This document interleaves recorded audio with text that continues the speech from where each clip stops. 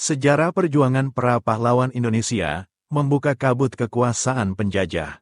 Pendahuluan, sejarah perjuangan bangsa Indonesia dalam melawan penjajahan adalah kisah epik yang melibatkan berbagai tokoh, kelompok, dan peristiwa penting.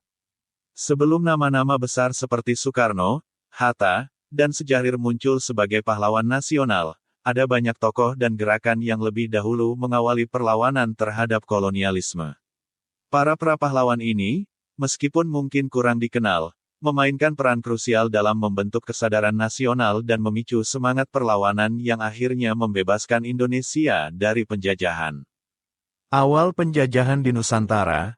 Penjajahan di Indonesia dimulai dengan kedatangan bangsa Portugis pada awal abad ke-16, yang kemudian diikuti oleh bangsa-bangsa Eropa lainnya seperti Spanyol, Belanda, dan Inggris. Namun, Belanda, melalui VOC, Verenigde Oost-Indische Compagnie, atau Perusahaan Hindia Timur Belanda, menjadi kekuatan kolonial yang paling dominan di Nusantara. VOC didirikan pada tahun 1602 dengan tujuan untuk menguasai perdagangan rempah-rempah di Asia, khususnya di Nusantara. Mereka mendirikan pos-pos perdagangan dan benteng di berbagai wilayah strategis, seperti Batavia, sekarang Jakarta, yang menjadi pusat kekuasaan mereka. Dengan berbagai taktik, termasuk perjanjian yang merugikan, pembunuhan, dan perang, VOC berhasil mengendalikan sebagian besar wilayah Nusantara. Namun, kekuasaan VOC dan kemudian pemerintahan kolonial Belanda tidak berjalan mulus. Perlawanan dari rakyat dan penguasa lokal terus bermunculan, menjadi bukti bahwa semangat perlawanan terhadap penjajah sudah ada sejak awal. Perlawanan awal, Sultan Agung dari Mataram.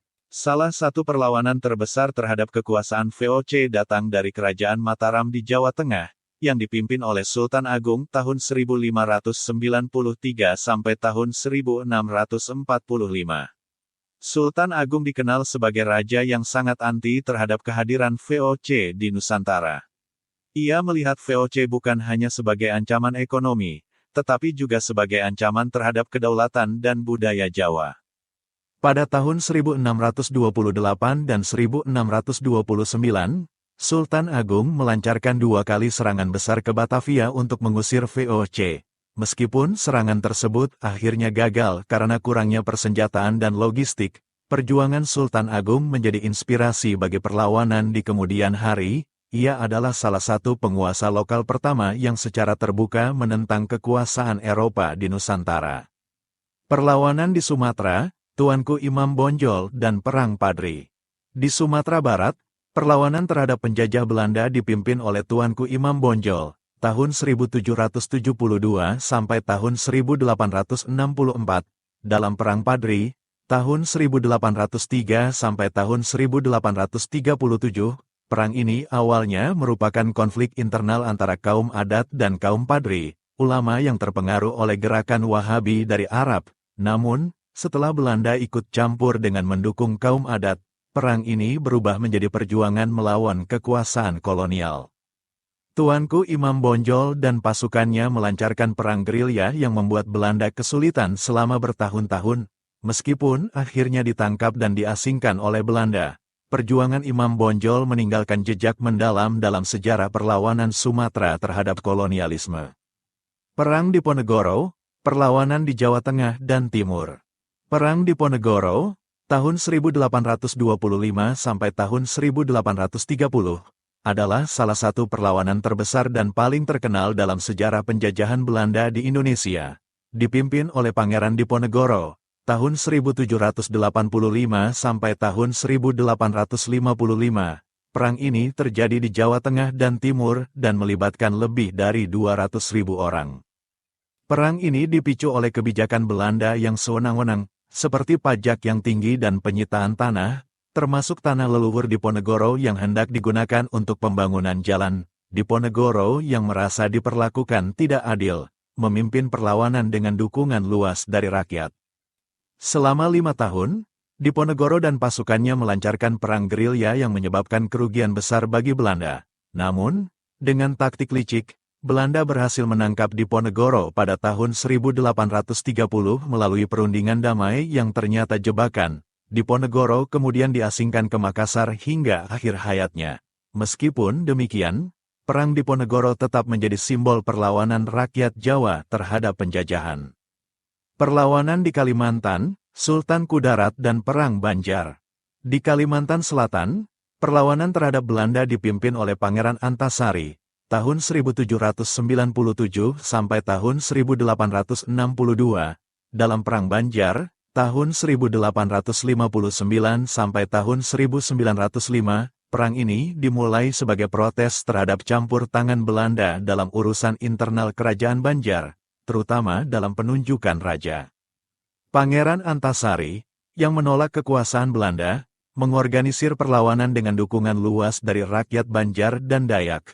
Meskipun perlawanan ini berlangsung sangat lama dan Pangeran Antasari meninggal dalam perjuangan, semangat perlawanan Banjar terus berlanjut hingga awal abad ke-20.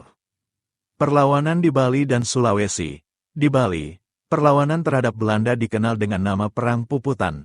Salah satu pertempuran paling terkenal adalah Perang Puputan Badung, 1906, di mana raja dan rakyat Badung memilih untuk mati dalam pertempuran daripada menyerah kepada Belanda. Perang Puputan ini mencerminkan keberanian dan tekad rakyat Bali dalam mempertahankan kemerdekaan mereka. Di Sulawesi, perlawanan dipimpin oleh Sultan Hasanuddin tahun 1631 sampai tahun 1670 dari Kerajaan Gowa. Hasanuddin dikenal sebagai ayam jantan dari timur karena keberaniannya dalam melawan VOC. Meskipun akhirnya Gowa harus menyerah melalui perjanjian Bongaya pada tahun 1667, perlawanan Hasanuddin menjadi contoh keteguhan hati melawan kolonialisme. Penutup, perjuangan para pahlawan Indonesia dalam melawan kekuasaan penjajah adalah bagian penting dari sejarah nasional. Mereka adalah para pemimpin, pejuang, dan rakyat biasa yang dengan berani menentang dominasi asing. Meskipun seringkali harus menghadapi kekuatan yang jauh lebih besar dan lebih kuat, perjuangan mereka membuka jalan bagi generasi berikutnya untuk terus melawan hingga akhirnya Indonesia meraih kemerdekaan pada tahun 1945.